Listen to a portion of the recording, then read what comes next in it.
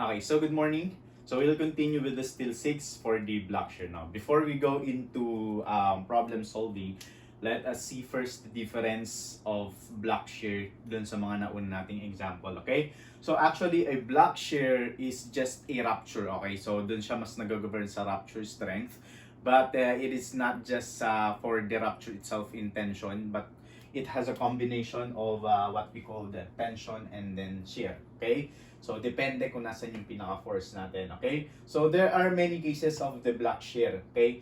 So, kung mapapansin nyo, lahat ng block shear natin, yung patterns natin, lahat parang kasama lahat ng balls, no? So, what we call the block shear, it's because when a certain element failed, nagkakaroon ng parang tinatawag nating block. Okay, so may isang block na matatanggal. Yun yung mga shaded parts natin. Okay, so I give some common patterns of the block shear. So for the plate elements, using 2 rows of bolts. So pwedeng ganito yung block shear mo. Okay, you have to check on this pattern. You have to check on this pattern. You have to check on this pattern. And whatever is the smallest force na makuha nyo, that is the capacity of the elements or the section, okay? So, kung meron kang 3 layers, ganun din. So, ang mahalaga dapat kasama dun sa block lahat ng bolts, no? In short kasi, kapag may naiwan ka ulit bolts, nababawasan ulit yung capacity na dinadala ng pinaka-areas natin. So, dapat kasama yung mga bolts, okay? Kasi kapag may naiwang isa, for example, hanggang dito lang yung block shear mo, okay? So, dapat i-multiply mo siya ng, ilan ba to? 1, 2, 3, 4, 5, 6, 7, 8, 9. Mumultiply mo siya ng 9 all over 1, 2, 3. Yung matitira, 9 over 6. Okay? So, in short, kung hanggang dito lang yung kukunin mong pattern, nababawasan din yung force na dinadala ng pinaka-plane natin. Okay? So, this is for the plate. Again, these are the patterns. So, gitna, sa baba, sa dulo. Normally, kung equal yung distances ng taas at baba, kahit isa na lang ang i-check mo. Okay? Logical na yan. Parang diskarte nyo na kung paano nyo makikita. Pero kung hindi ka kumpiyansa, anong tawag dito? Confident, i-try mo lahat ng patterns. Okay?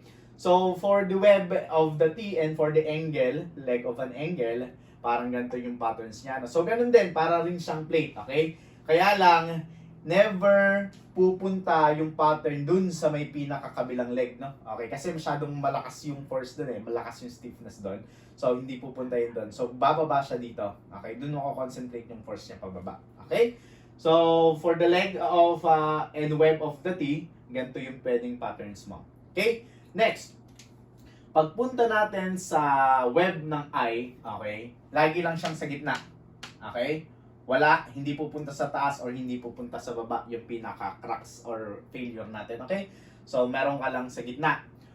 How about kapag nakadikit naman sa flange, okay, naka-top view ka dun sa eye section, okay, ayun yung mga bolts mo, okay, hindi rin siya pupunta rito sa gitna, no? Ng web, kasi meron kang web dun eh, so matigas dun, so pupunta siya dun sa kabila. So, dun yung most probable na shearing failure natin and tensile failure, okay? So once you have familiarize yourself with the patterns of the block shear, ito yung formula niya. So again, dalawa yung part ng block shear. Nominal muna tayo. Okay? Since this is based on the rupture limit strength, and the rupture natin based on the tension is naka-base naman siya sa ating net area. Okay? So lahat yan, naka-net area. A and V, and then you can have it A and T. V stands for shear and T stands for tension. And since this is a net area, yung strength na gagamitin natin is in ultimate. Kaya FU ang nagamit natin. Okay? Basta net area, ultimate. Kapag gross area, yielding. Okay? Kaya lang, according to the research and AISC, this capacity 60% lang yung dinadala ng shear. Okay? Kaya meron kang 0.6. I mean, 60% of the ultimate capacity ng steel, yun ang yung ginagamit ng shear. Kaya meron tayo ditong 0.6 of FU, A and B. Okay? So, while the tension, so again, this is for the shearing area. Nasaan ba yung mga shearing area dyan? Ito yung mga shearing area. Kung ganito yung force mo, syempre, yun yung mga area na parallel doon. So, ito yung mga yun, okay? Ayan. Tsaka ito. Okay. Okay. Ito naman yung tension area. Okay, so that is the net tension area. Ito siya. Okay? So mamaya, kapag sinabi natin A and B, may bago siya sa AGV. So AGV stands for the gross shearing area. There are things kasi ito, okay, center to center yan, ano? So for example, dito na lang para mas madali. Okay, let's say yung mga bolts ko, no? I-zoom in ko lang. Okay? Ngayon, tapos, ito yung aking plate. Okay? Kapag gross area, mula dito hanggang dun sa center line ng bolt ko, okay? Iyon yung gross width. Okay? Gross. Gross yan. Okay? Para maging area, i-multiply mo by thickness. Kapag naman net area, okay, shearing tayo, no? I'm speaking for the shear. Mula doon hanggang doon pa rin sa center line. Kaya lang ibabawas ko yung yung mga bolts. Okay? So parang ito, 'yon, tsaka 'yun lang. Iyon yung nagko-comprise ng net, no? Or it is just equal to, is it equal to the gross width minus the bolts. Kaya lang yung bolts natin dito, 1, 2 at kalahati lang. Okay? So, para makuha natin yung net width, that would be the gross width minus 2.5 of the diameter of the hole. Okay? So, again, this is G, gross. Gross width minus 2.5 kasi 1, 2 at kalahati. Okay? So, again, ang bilang, center to center lang ng bolts. Okay? So, later on, we will be having an example. So, gusto ko lang malaman nyo na for what is on the net area, what is the gross area for the shear. So, again, this is the shearing area and this is the tension area. Okay? So, dalawang parts palagi na, FU, A, and B for the shear and FU, A, and T for the tension. Again, 0.6 lang, okay, ang tinetake ng capacity ng strength ng steel when it comes to shearing. Okay?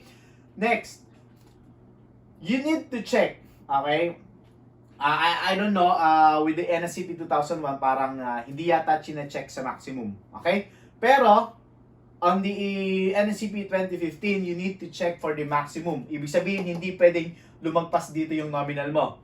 Kapag mas malaki yung nakuha mong nominal kumpara dito, you need to use this formula. Okay? So again, same lang to, yung second part ng tension. Ang nabago lang natin yung sa shearing. You need to check for the gross area of the shear. Since gross area ang gagamitin ko, Fy ang katumbas niya. So ganun pa rin, 0.6, kaya lang this would become Fy times AGV or the gross area instead of this net area. Okay? So again, this is the maximum. Kapag mas mababa ito, kumpara dito, you have to use this. Okay? Or in short, use minimum of the two. Kung alin yung mas mababa sa dalawa, you have to use that. Okay? So again, A and V, net shearing area, gross shearing area, net tensile area. What is now the UBS? Actually, this UBS is a factor for tensile uniformity. Okay? So in short, kapag uniform yung tension, you have to use 1.0. Okay? Most cases, ganyan, ano? Okay, parang ito. Kung uniform yung tension dyan, so you have there 1.0. Okay? Sir, kailan nagkakaroon ng ibang value UBS? The other value for the non-uniformity based on the AASC is 0.5 for the cope beam. Okay? So, hindi lahat ng cope beam is 0.5. Okay? Sir, for example, this one. Ito pala yung cope, ano? So, minsan kasi, nilalagyan natin dyan ng cope. Okay? Pinuputol natin. Yung web, ito yung web natin, pinuputol natin doon, ano? Kasi minsan, okay, for example, ito yung girder mo. Okay, for example, ayan yung girder mo. Tapos may ko-connectang kang beam dito. Okay, kailangan kasi mai-connecta mo siya sa loob, ano? Halos magkasing pantay lang sila. Okay, halos magkasing pantay lang sila. Ang gagawin mo, ang gagawin ni design, let's say mas mababa siya dahil secondary beam, okay. Kailangan maipasok mo siya doon. So para maipasok mo siya, ang gagawin mo, puputulin mo dito. Okay?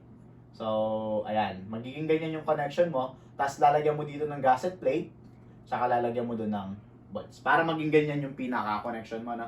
Okay? So, kaya nagkakaroon tayo ng tinatawag nating cope. So, ito yung cope. Okay, so ito yun. Okay. Ito yung tinatawag nating coke. Okay? Kapag single lang yung layer, okay? Uniform yung tension diyan, okay? It's because pag ganito yung failure niya, tapos yung force mo ng shear, pag ganun, di ba, sa shear diagram, general, okay? Most common, shear diagram, okay, ganyan, nasa dulo. So, ito yung nire-resist no? So, pataas. Okay, kaya ito yung tension area, then ito naman yung ating shearing area. Ito yung matatanggal. Okay, for this case, ang UBS mo dyan, 1.0.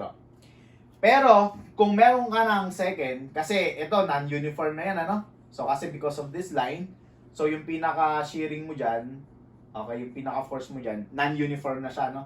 So, for this one, for this case, ang UBS mo na gagamitin is 0.5, okay? But in most cases, we will use 1.0, okay? Baka lang, pero I guess, baka lang naman, okay? Nagkaroon na ang gantong connection, pinadesign sa inyo, so you will use the UBS equal to 0.5, okay? And then, that is the value of the UBS. Okay, so normally kasi 1.0 siya eh. No? So, we will have the ultimate now. For the ultimate, LRFD, so you can have it PU, fee, PN, wherein the fee is 0.75.